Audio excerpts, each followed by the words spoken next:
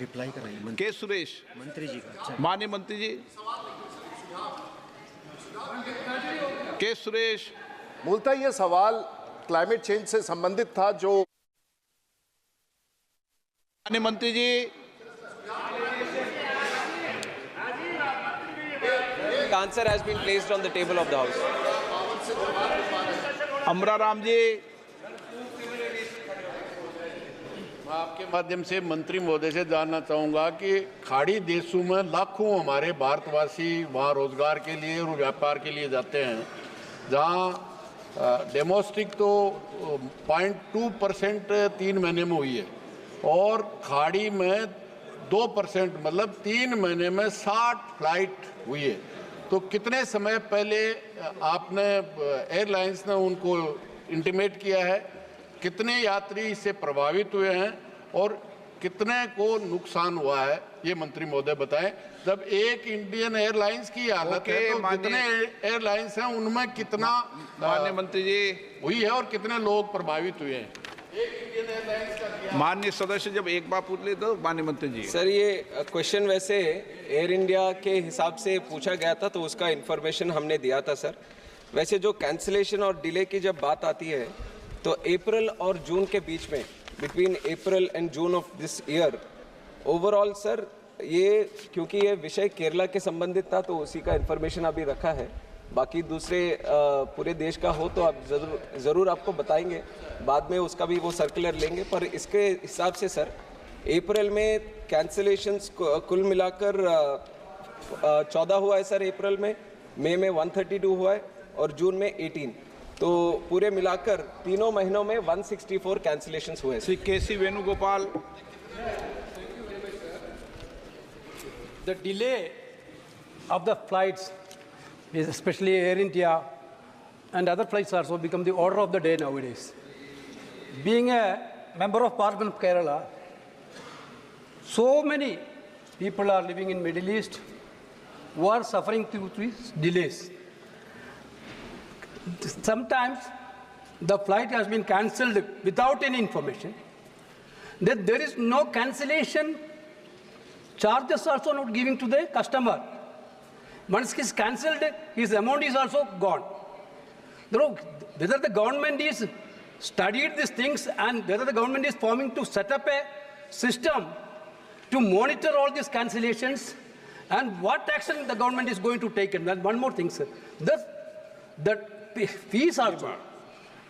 This our Kerala government themselves already given a memorandum to yourself. Entire MP has given memorandum so many times that the hike fare of the Gulf sector, the fare is very exorbitantly high.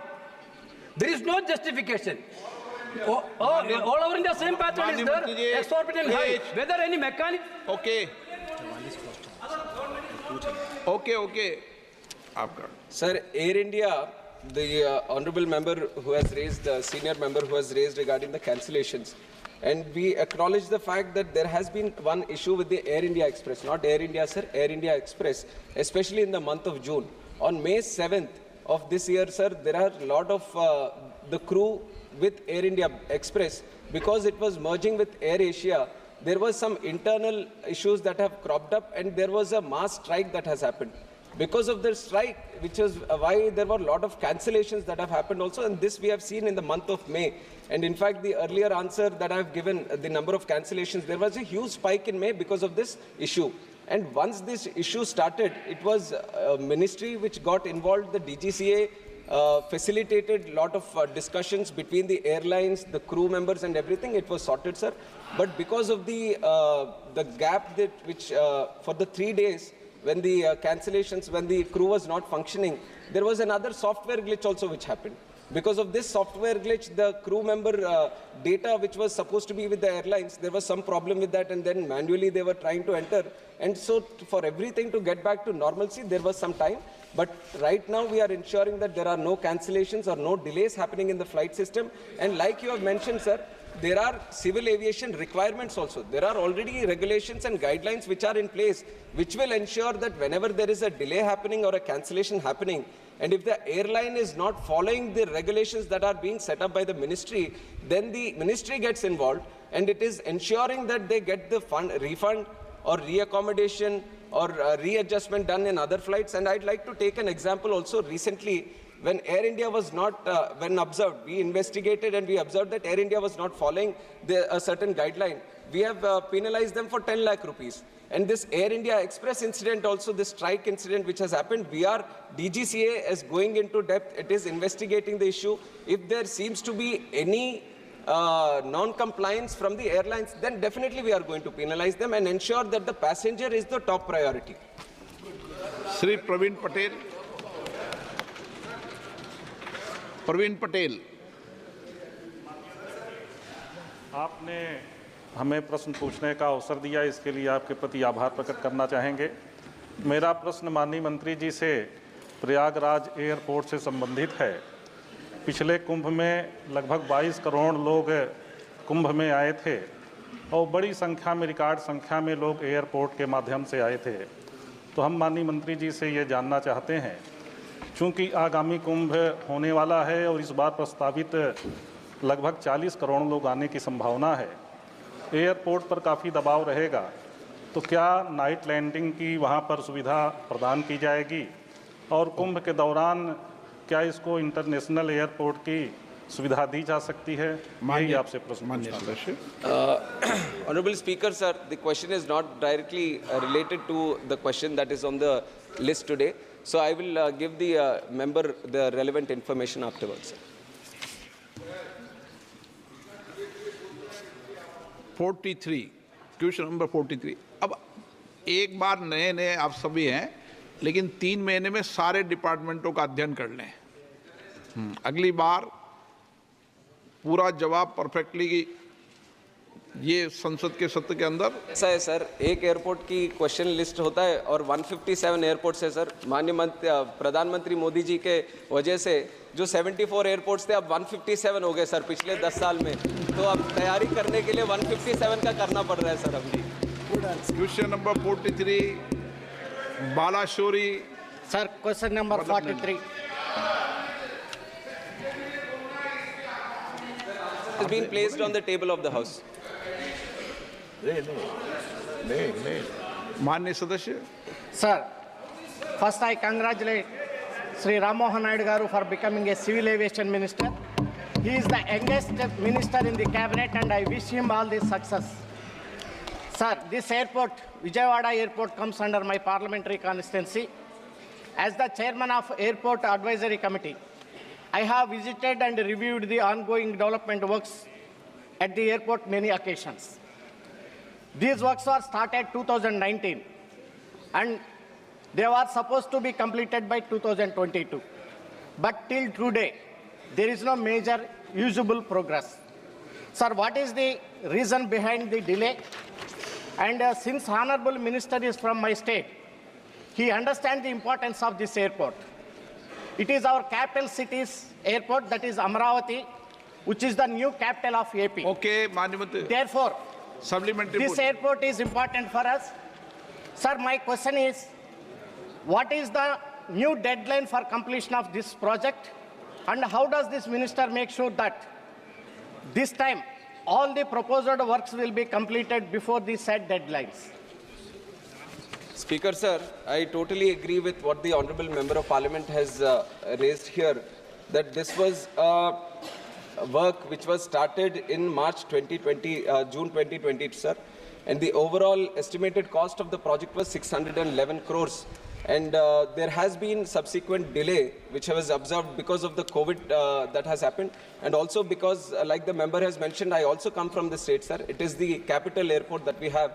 But for the last few years, there have been other external factors also in the state which has hampered the progress of this, especially due to the availability of sand and other materials in the state, sir. But right now, we are ensuring that it is going to be completed on time. I've taken it up as a top priority, and the new deadline that we have fixed is June 2025, sir, for this project. Supplementary पूछना है? Yes, sir. जी। Short में। Sir, at the outset, let me also thank Honorable Minister as soon as he took the charge. He introduced 2 flights, Vijayawada to Mumbai. Earlier, there was no flight to Mumbai. This was a long pending demand.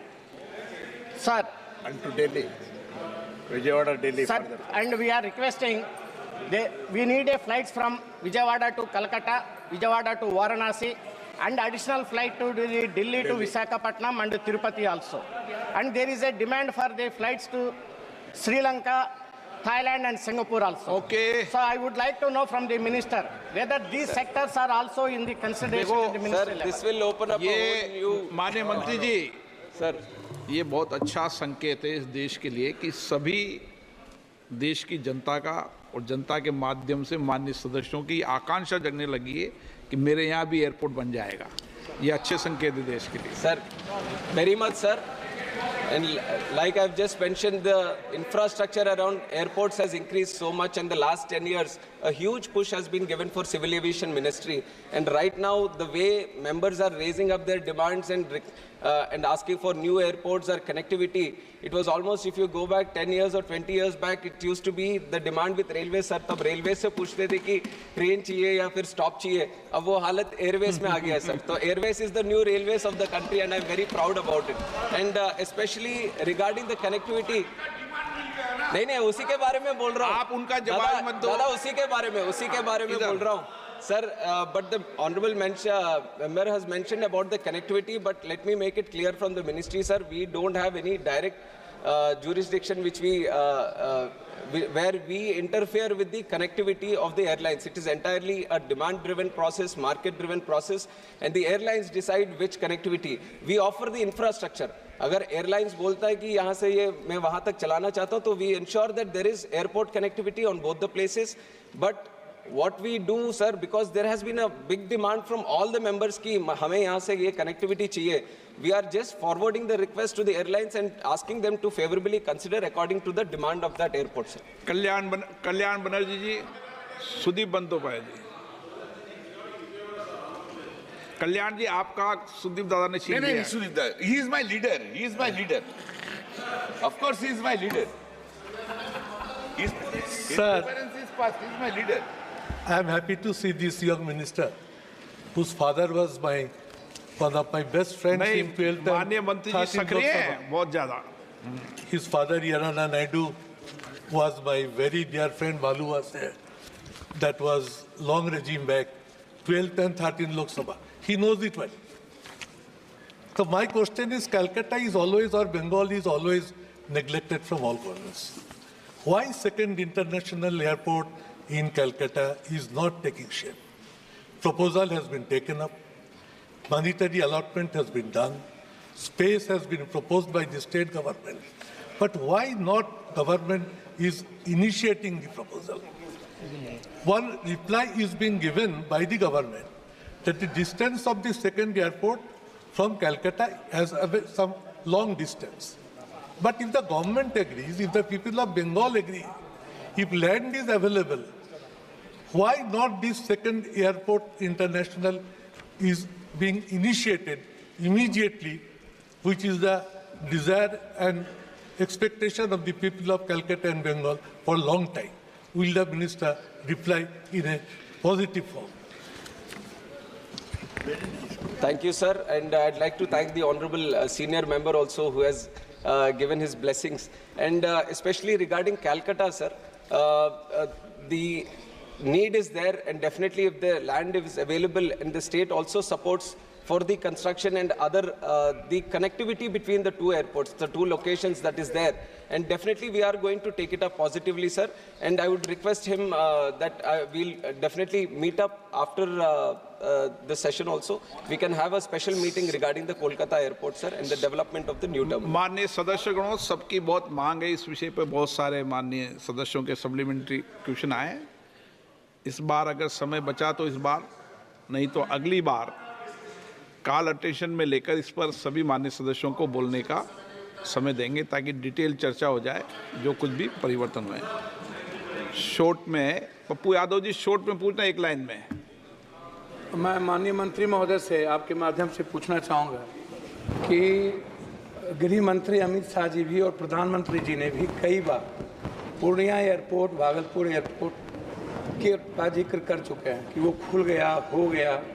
अभी तक Purnia land जो बिहार सरकार के द्वारा अधिग्रहण होना था, जिसमें 15 एकड़ लैंड अभी तक अधिग्रहण नहीं है। मैं आपसे मिल करके भी पूर्णिया एयरपोर्ट के निर्माण कार्य की शुरुआत करने का मैंने आग्रह किया है। माननीय मंत्री जी, क्या इस साल में पूर्णिया एयरपोर्ट का आप शिलान्यास करके 2 साल के अंदर क्या वहाँ विमान चालू करने का कोई आपका निर्णय है? ये मैं आपसे पूछ रहा हूँ। जी बैठ जाइए, नहीं तो लोग कहेंगे बिहार को बहुत ज्यादा दे रहे हैं। सर,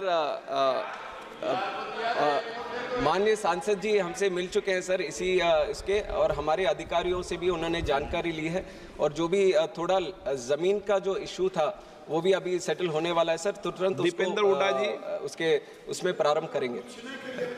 दीपेंद्र हुड्डा, संबित पात्रा जी शॉर्ट में।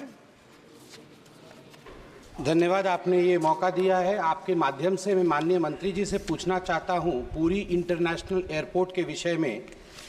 2021 में इस एयरपोर्ट के विषय में there was a need which arose for the international airport in Puri, and in the year 2023 the grant for the site clearance was forwarded by the Ministry of Civil Aviation. I just want to know what is the progress in this field, because the airport is to be built in Brahmagiri Tehsil, very close to the Jagannath temple, and because of the relevance of Jagannath temple and Puri being a tourist destination, this airport is of prime importance. So I would like to know through the Honorable Speaker as to how we have progressed in this field. Thank you. Sir, Puri. Yes. Okay. Sir, पूरी जो भगवान जगन्नाथ जी का क्षेत्र वाला airport है, उसके संबंध में सर, ये जो एयरपोर्ट है ग्रीनफील्ड एयरपोर्ट है सर। और ग्रीनफील्ड एयरपोर्ट जब बनता है, सबसे पहले स्टेट हमें लिखता है कि यहाँ ये ज़मीन हम तैयार कर रहे हैं कि यहाँ पे एक नया एयरपोर्ट बने। और उसी तरह जब हमें प्रपोजल मिला मिनिस्ट्री को कि राज्य वहाँ पे एक एयरपोर्ट बनाना चाहता है, तो हमने उसका इनसाइट क्लियरेंस हमने दे दिया है सर। और जनरल प्रोसीजर ये रहता है, after site clearance in principle approval के लिए फिर से वो राज्य डीपीआर बनाकर और उसका वो जो भी लैंड का हो, पावर का हो, वाटर का, वो सब तैयार कर वो फिर वापस हमें इन प्रिंसिपल अप्रूवल के लिए लिखता है सर। पर अभी तक हमें इन प्रिंसिपल अप्रूवल के लिए स्टेट से कोई कुछ वो आया नहीं sir. But the responsibility, because it is a greenfield airport being made on PPP mode, the responsibility lies with the state government to construct the airport.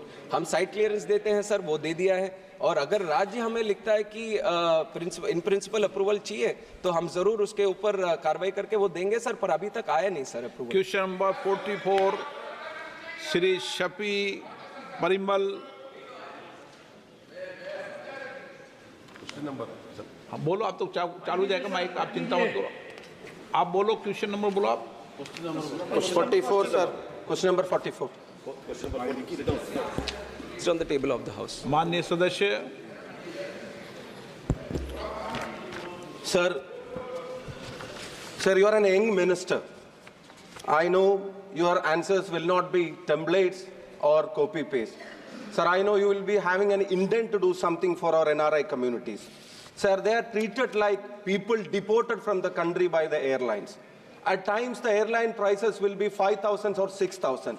For the same distance during the vacation, during the season, when they come to meet their family, they are being charged 50,000, 60,000, sir, even to 85,000 for economic class. Sir, how can a 4-member family afford this? How can they come back? Sir, people at the time of their parents' death, they can't even come for their funeral, sir. It's a sad state of condition for our NRI party, sir. Something must happen. We must involve in, sir. They are not orphans. We have a government to question the airline companies, treating them very bad. So I kindly request you involve in this to take some actions regarding this.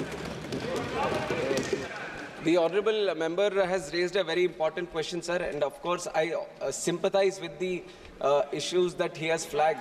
And regarding the rules that we have within the ministry, sir, This is a market-driven approach that the airlines use for deciding the airfares. In fact, after I took charge as the Minister for Civil Aviation, my immediate commitment to the people of this country was I want to make the air prices affordable. I didn't know what was going through it. I was not aware of the rules, but I gave a commitment to the people that we are going to make it affordable, sir. And from my ministry, I am ensuring that whatever process can be involved in trying to ensure that happens, sir, we are trying to do. Now, right now, the rules are totally against doing that, sir. We don't have anything that at one point of time, when the DGCA wanted to do something also, the courts also got involved, sir. It is a very, very tricky process. And even when deciding the air prices, there are a lot of factors, lot of parameters that come into play. And especially one situation that the whole country needs to be aware of, there are 800 odd planes in the country. And because of engine issues, sir, almost 120 planes are grounded right now. They are not able to fly.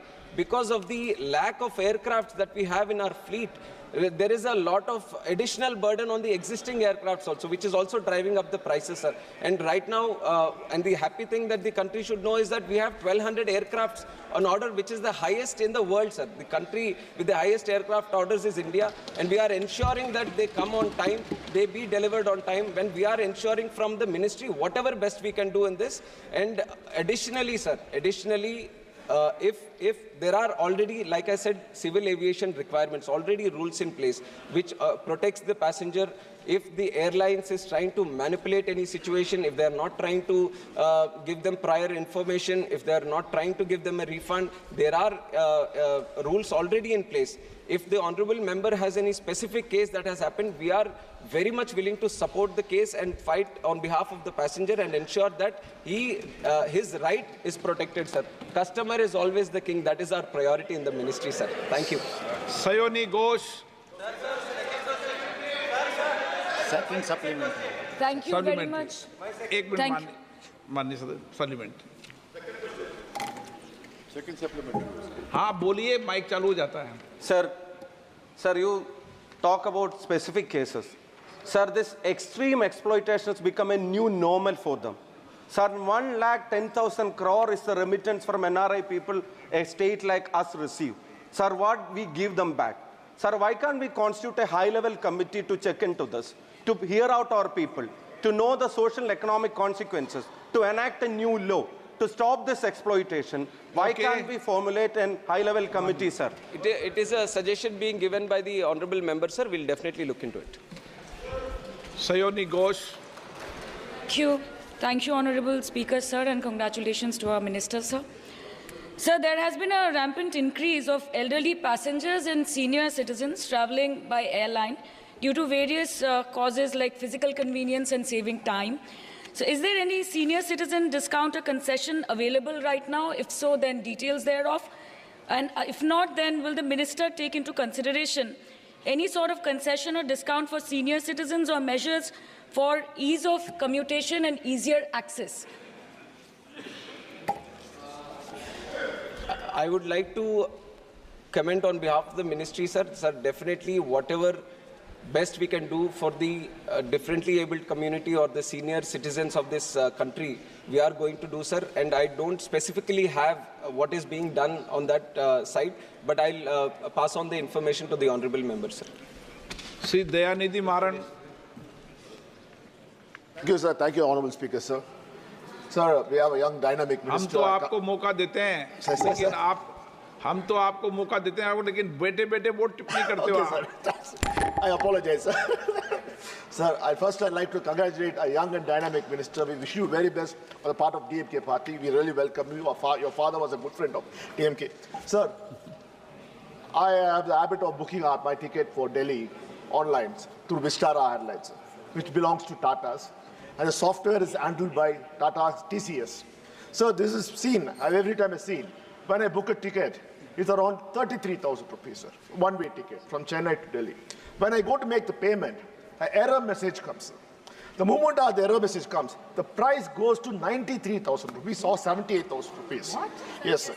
This has been happening because probably Tata TCS is using its supremacy in this software. And because we have so everyone's got a Miles account, so we are logged in. So this is happening very frequently. even from Delhi to Chennai or Chennai. So this doesn't come under the DGCA rules. Because DGCA is only in charge when the airline cancels a flight or reschedules a flight. But this is happening in software. Sir, there's a conspiracy happening. And we would like you to do an inquiry, thorough inquiry, because Tata now is the monopoly in the business segment. So this money is paid by the government of India. The ticket fare. माननीय मंत्री जी, माननीय सदस्य ने बहुत गंभीर विषय उठाया है और ये बहुत गंभीर है, इसकी जांच होनी चाहिए। ये कई माननीय सदस्यों ने शिकायत की क्योंकि इसका पैसा पार्लियामेंट से जाता है, इसलिए मैं चिंता है। Definitely, sir. We'll get the matter investigated, and also, like our senior member has mentioned, DGCA looks after the rights of the passengers and it dwells into that. And also, there is DGCA traffic monitoring, tariff monitoring unit also, which looks after this specific issue that you have said. So we are going to investigate that. We are going to ensure that this kind of incidents doesn't happen in the future, sir. Thank you. Question number 45, Shrimati Kamaljeet Sarawat. माननीय मंत्री महोदय,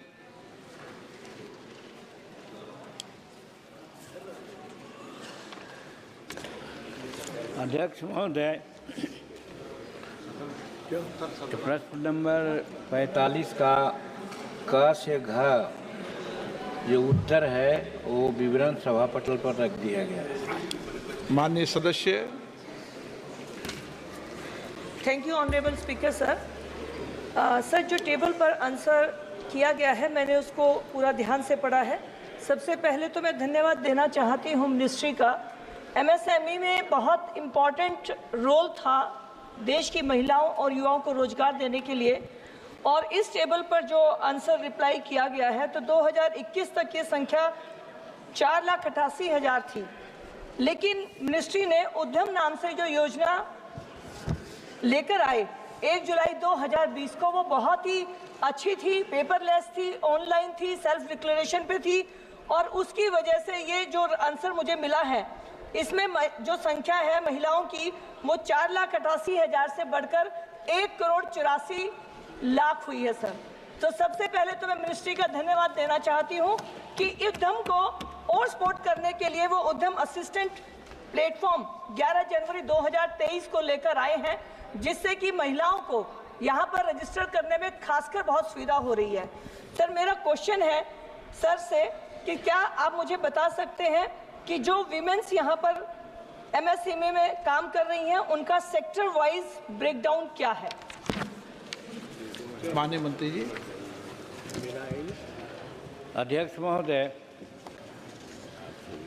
ये स्पष्ट है कि भारत सरकार जो माननीय नरेंद्र मोदी जी के नेतृत्व में चल रही है, महिलाओं, वीकर सेक्शन, अनुसूचित जाति, जब कहने का मतलब जो वीकर सेक्शन के लोग हैं उनके प्रति विशेष ध्यान दे रही है। उसी में महिलाओं के संबंध में जो प्रश्न पूछा गया है, हम प्रश्नकर्ता माननीय महिलाओं के प्रति बहुत शुक्रगुजार हैं कि इसके बहाने आज माननीय संसद को बताया जा सकता है कि हम महिलाओं के उत्थान में खास करके जो एमएसएमई हमारा विभाग है उसके द्वारा क्या किया जा रहा है, जिसकी चर्चा हम लोगों ने कर दी है। जहाँ तक रही कि अलग अलग क्या है इनका फ्रैक्शन, उसके बारे में पूछ रहे हैं, तो उसमें हम लोगों ने ये दिया है कि इसमें 2 सेक्शन टाइप के होते हैं। एक होते हैं उद्यम और दूसरा होता है जो उद्यम से अलावे जिनमें साधारण रूप में जो भी हैं जिनके पास वो शर्तें नहीं पूरा कर सकती हैं उसको भी। तो उसके लिए महोदय देखिए, उद्यम में माइक्रो, स्मॉल और मीडियम के लिए अलग अलग है। तो माइक्रो में उन्होंने 26,921 दिया है, और उसी प्रकार से स्मॉल में 7,011 दिया है, और उसी प्रकार से यूएपी में भी 19,900 दिया है। कहने का मतलब अलग अलग दोनों में किया गया है। और महिलाओं का जहाँ तक सवाल है, वो उद्यम में 21.35% उनका इन्वॉल्वमेंट है, और यूएपी में 63.11 उनका इन्वॉल्वमेंट है। तो इस तरह से कहा जा सकता है कि हम महिलाओं को इस एरिया में आगे बढ़ाने की काम करते हैं। और बाकी माननीय सांसद जो सूचना मांगे हैं विशेष, और तो उसको हम इनको भिजवा देंगे। माननीय सदस्य। धन्यवाद मंत्री महोदय जी। महिलाओं के बिना देश की तरक्की नहीं हो सकती। आधी आबादी कितनी इम्पोर्टेंट है ये प्रधानमंत्री जी अपने हर कार्य में प्रदर्शित करते हैं, और ये जो नंबर बड़ा है तो मैं उनका और मंत्री जी का बहुत धन्यवाद करती हूँ। लेकिन मेरा एक सवाल है सर, हम यहाँ पर जो सभी साथी बैठे हैं उनके पास अर्बन और रूरल दोनों तरह के सेक्टर हैं। अगर हमें ये नंबर पता चल जाए कि अर्बन और रूरल में कितना नंबर रजिस्टर हुआ है तो यहाँ बैठे हुए सभी साथियों को अपने अपने क्षेत्र में काम करने में आसानी हो गई। तो मेरा मंत्री जी से सवाल है कि वो MSME में रूरल और अर्बन पार्ट में कितनी महिलाएं, कितनी परसेंटेज में महिलाएं रजिस्टर हैं, ये हमें बताएंगे तो ये हमारे लिए आगे काम करने में, उनको प्रोत्साहित करने में आसानी होगी। धन्यवाद। स्पीकर महोदय, वो तो मैंने बता दिया इनको कि टोटल MSME रजिस्टर्ड में जो इम्प्लॉयड हुए हैं और उसका रिपोर्ट है, उसके तहत जो 24/7/2024 से ही उसको हम लोग इम्प्लीमेंट किया और यहाँ तक के ही किया गया है। उसमें नंबर भी मेरे पास है, वो उनको भिजवा देंगे। लेकिन जहाँ तक परसेंटेज का सवाल है, मैंने कह दिया कि टोटल परसेंटेज 38.80 है सबका। लेकिन जहाँ तक वुमेन का सवाल है तो वुमेन में दो भाग है। एक है उद्यम का, तो उद्यम में 21.3% है, और एक है UAP जो उद्यम में क्वालिफाइड नहीं करते हैं, जिसे पैन की ज़रूरत है या GST की बात होती है। तो बहुत छोटे छोटे लोग जैसे दर्जी का काम करते हैं और कोई छोटा छोटा काम करते हैं, उनके पास ये नहीं होता है। उनकी सुविधा के लिए भी हम लोग इसके लिए रजिस्ट्रेशन करवाते हैं, और उनकी संख्या ये 38.80 जो होल है, एज ए होल है, उसका 63.11 है। तो हम महिलाओं के प्रति कितना संवेदनशील है, इससे पता चलता है महोदय। बहुत अच्छा।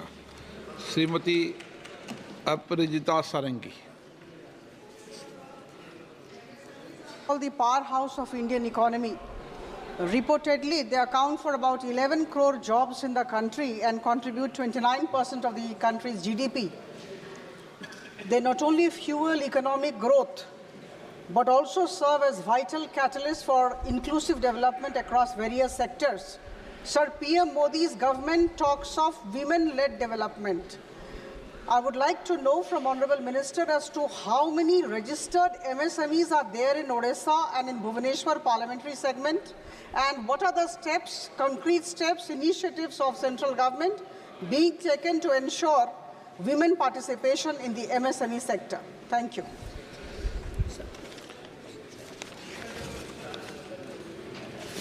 महोदय, हम अपने जवाब में बतलाने का काम किया है।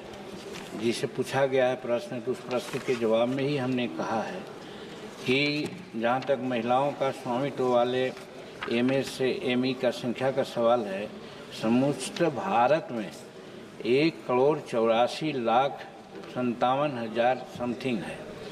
उसमें हिमाचल प्रदेश में 83,834 है। जहाँ तक उड़ीसा का सवाल है वो 6,96,559 है।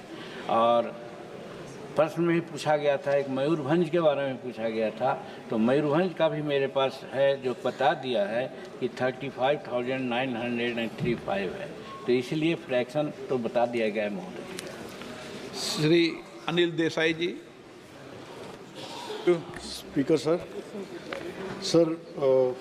Minister has given a very elaborate answer. I wanted to ask a supplementary regarding the actual functioning of this entire process in UAP and Udyam. There was an amendment which was taken place in 2018 regarding public procurement policy, which was amended and mandating the central government and the departments and the undertakings to go for the procurement from the women entrepreneurs to the extent of 3%. Now, when there are instances like cottage industries who go for procurement within the limits prescribed, but when the small-time enterprises run by the women enterprises, when they supply it, the bills are not being paid in time because of the paucity of funds with the undertakings itself. What I would like to ask through you, sir, to the Honorable Minister, what measures are being taken, because they do not have, even small timers, they do not have any alternative but to go for closure of their unit. What measures are being taken by the government to see that this anomaly is taken off and it runs seamlessly? Thank you. अध्यक्ष महोदय, इस संबंध में आपको भी जानकारी और सदन को जानकारी देना चाहते हैं कि मंत्रालय, विभागों और उपक्रमों में जिस प्रकार से महिलाओं को, खासकर जो उद्यमी हैं, उनको इतना रियायत दी गई है कि जो सामान अन्य लोग खरीदते हैं उसमें 3% सामान महिलाओं के द्वारा जो प्रोडक्ट है उसको अवश्य खरीदें, ये बड़ी सुविधा दी गई है। और इसमें 300 करोड़ रुपया का कारोबार हमारी महिलाओं ने किया है और जो 19,000 महिलाएं उसमें लगी हैं और इससे हमारे उद्यमियों को फ़ायदा हुआ है। और चूँकि इसका शुरुआत 1/7/2020 से ही है, इस चीज़ को देखते हुए जो हम अभी आंकड़ा दिया ये बहुत पर्याप्त है। हालांकि इसको और आगे बढ़ाने की दिशा में हम लोग प्रयास कर रहे हैं ताकि महिलाओं को कम से कम 50% हम लोग उद्यमियों में उनको लाभ दे सकें।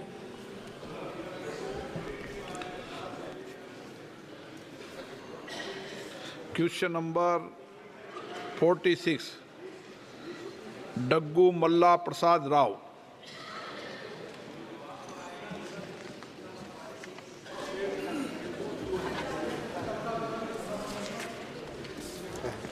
माननीय सदस्य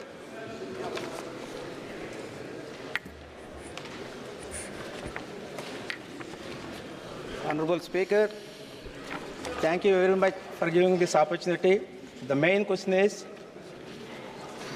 will the Minister of Jal Shakti be pleased to state the details of the number of functional household tap connections provided under the Jal Jeevan Mission during the last 5 years in each district of Andhra Pradesh year-wise?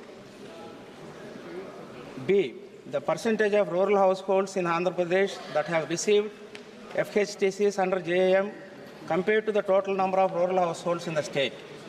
C, whether any audit has been conducted to measure the impact of JJM on reducing the distance to water sources for rural households in Andhra Pradesh, and if so, the details thereof, and if not, the reasons therefore. And I thank ये सब विवरण तो दे दिया ना आपको। I thank Minister for giving the extensive answer for that, and now I go forward with supplementary question. तो अभी क्या पूछ रहे थे आप? Yeah, under the Jal Jeevan Mission, Andhra Pradesh is the 6th lowest state in terms of households with tap water supply, which is less than the national average of 77%, sir. Therefore, I would like to ask the Honorable Minister whether the state government has contributed its share of funds under the Jal Jeevan Mission from the last 5 years. Has the state government submitted utilization certificates under the scheme for the last 5 years? Has the central government observed any discrepancies or fund diversions by the state government of Andhra Pradesh under the Jal Jeevan Mission over the last 5 years? Thank you. Okay. माननीय मंत्री जी। माननीय अध्यक्ष जी, JJM की scheme जब शुरू हुई, आदरणीय प्रधानमंत्री श्री नरेंद्र मोदी साहब ने शुरू किया, उस टाइम आंध्र में 32% कनेक्शन लगे हुए थे और पिछले 5 सालों में करीब दूसरे 40% यानी 72 या 3% तक ये काम आंध्र प्रदेश में हो चुका है। आने वाले दिनों में आंध्र प्रदेश की सरकार और केंद्रीय सरकार की ओर से उसको जो फंड मिलता है और जो टेक्निकल सहाय मिलती है उसके आधार पर 100% काम करने के लिए वो आगे बढ़ रहे हैं। माननीय सदस्य सप्लीमेंट्री पूछना चाहते हैं? Supplementary to Honorable Speaker, I would like to ask the Honorable Minister, what are the major challenges faced by the government in achieving 100% functional household tap connections in Andhra Pradesh under the Jal Jeevan Mission? What measures are being taken to overcome these challenges, especially in the remote districts? Thank you. पूरे देश में करीब 11 जिले और 8 UT प्रदेश के अंदर 100% काम हो चुका है। आने वाले कुछ ही दिनों में और कई राज्य 100% की ओर बढ़ रहे हैं।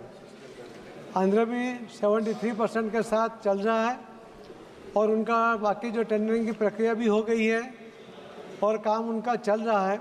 मुझे उम्मीद है कि बहुत जल्दी 100% में ये क्लब में ये भी जुड़ जाएगा, आंध्र प्रदेश का भी काम हो जाएगा, सबको गांव-गांव तक पानी उसको मिल जाएगा।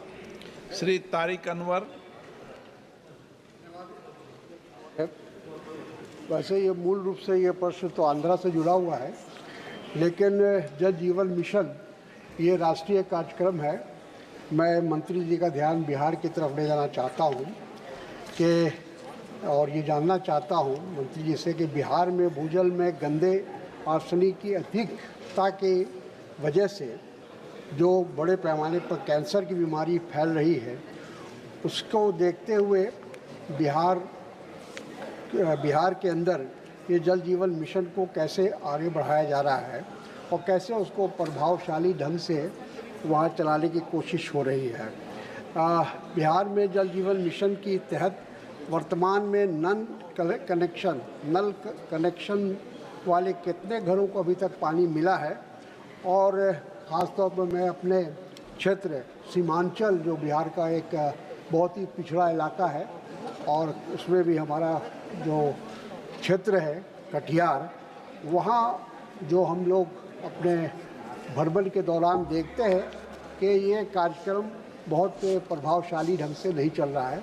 तो मैं चाहूँगा कि बिहार में इस कार्यक्रम को मजबूती से चलाने के लिए सरकार का ध्यान आकर्षित करना चाहता हूँ। माननीय अध्यक्ष जी, बिहार एक ऐसा प्रदेश है कि जिसने JJM के लिए कोई पैसा केंद्र सरकार से मांगा नहीं है और उन्होंने अपने नाम से अपने अलग तरीके से ये नल से जल देना का काम वहाँ पर किया गया है। वहाँ पर जो पानी में कुछ उन्होंने कहा कि कुछ अलग अलग प्रकार के द्रव्य आते हैं, उसके वजह से जो प्रॉब्लम है, हम ज़रूर वहाँ के सरकार के ध्यान में रखेंगे कि इसके ऊपर काम किया जाए। और अब जो हमारे पास उनका राज्य द्वारा भेजा हुआ रिपोर्ट है, उसके अंदर करीब 100% ये काम नल से जल का काम बिहार में राज्य सरकार ने अपने बलबूते पर कर दिया है। लाओ Shri Krishna. Thank you, sir. There is a good progress that has been made with respect to Jal Jeevan Mission in the last 5 years, sir. From 3 crores to almost 11 crores, new connections have been added in the country, and also in Andhra also from 30 lakhs to another 39 lakhs has been added in Andhra Pradesh also, sir. But the problem, sir, I'm coming from a constituency of Palnadu, where 350 crore rupees has been given under the Jal Jeevan Mission, sir. But problem that I have is, we are giving connections from the overhead tank to every household, sir. But I'm coming from a location, from a constituency where even if you dig a borewell of 1200 feet also, there is no water that is coming up, sir. So you have a connection from overhead tank to the household, but there is no water in the overhead tank, sir. So the funds that you've been allocated, the funds that have been spent are not being used properly, sir. So if you can guide us in such a way that the source can be found, wherein that water is actually can be given to the overhead tank, then it will be of any use, sir. Unless if you do that, there's a huge wastage of funds that's been happening, sir. So if you can guide us how it can be addressed, it will be of great help us. Thank you very much. माननीय अध्यक्ष जी, माननीय सदस्य का प्रश्न बहुत गंभीर भी है और कई जगह से कंप्लेन भी आती है।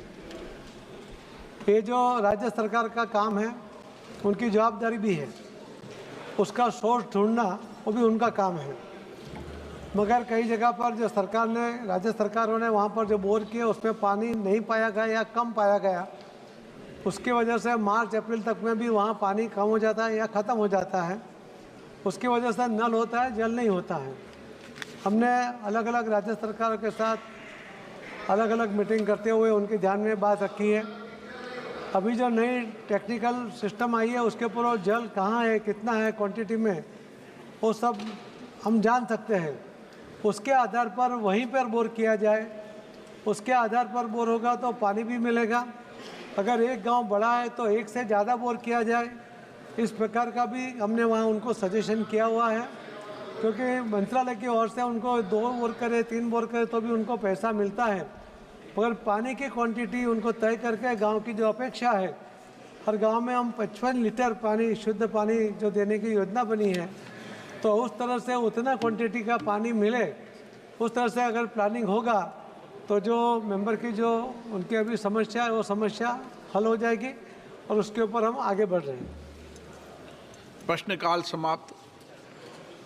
मान्य सदस्यगण, मुझे कई मान्य सदस्यों द्वारा स्थगन प्रस्ताव की सूचनाएं प्राप्त हुई है। मैंने स्थगन प्रस्ताव की किसी सूचना की अनुमति प्रदान नहीं की गई है। सभा पटल पर रखे जाने वाले पत्र आइटम नंबर 2